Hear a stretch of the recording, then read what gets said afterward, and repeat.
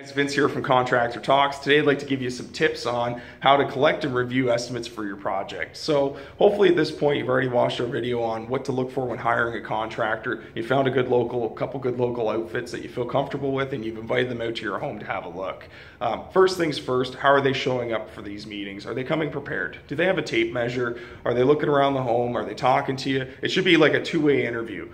You've probably got a lot of questions for the contractor. The contractor should be asking you questions, trying to figure out what your expectations are, things like that. Are they inspecting the home? Are they looking for potential issues, existing issues that might come up? If it's an older home, things like asbestos, things like knob and tube or aluminum wiring. I mean, these are all things that contractors, experienced contractors, know how to recognize and anticipate, and should be discussing with you if they think that there's a potential for problems that might cause additional costs.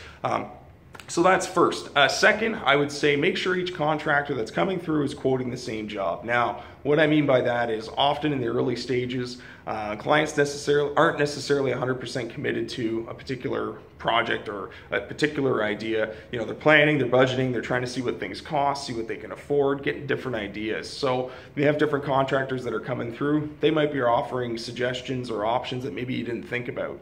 That being said, if you have the first guy that's coming in and the last guy that's coming in, just make sure that they're up to date as far as any changes that you make along the way as far as what you want the quote on. Send them a quick email, give them a quick phone call, make sure everybody's up to date. Now, next thing is, how are they presenting the quote? Are they showing up, taking a quick look around and giving you a spot quote there? Are they taking that information back to their office, putting it together in an email? Are they booking an appointment, sitting down, explaining things to you?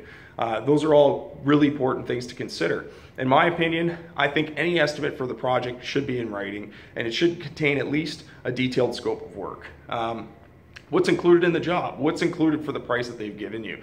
Specifically, framing, drywall, plumbing. Don't leave it up to assumption. If it's not in writing, if it's not written on that estimate, I would assume that it's probably not included. There's a lot of gray areas sometimes that get overlooked, things like content manipulation. If you have furniture, you're redoing your basement and it's full of furniture, who's gonna move the furniture? Who's responsible to move the furniture? If it needs to be stored somewhere, who's gonna be responsible for storage? Things like waste removal. You don't want to come home from work one day and find a mountain of garbage sitting at the curb waiting for the city to come pick up. So that's another thing to make sure you understand what's included in the estimate, specifically in writing. Don't fall into the high pressure sales tactics. If a guy shows up and he's giving you a really great deal, but only if you sign up today, take a step back. I mean, the whole idea is for collecting multiple quotes is to give yourself the time to really sit back, review all the estimates, review all the contractors, because it's not just about the dollars and cents, and then make your decision from there.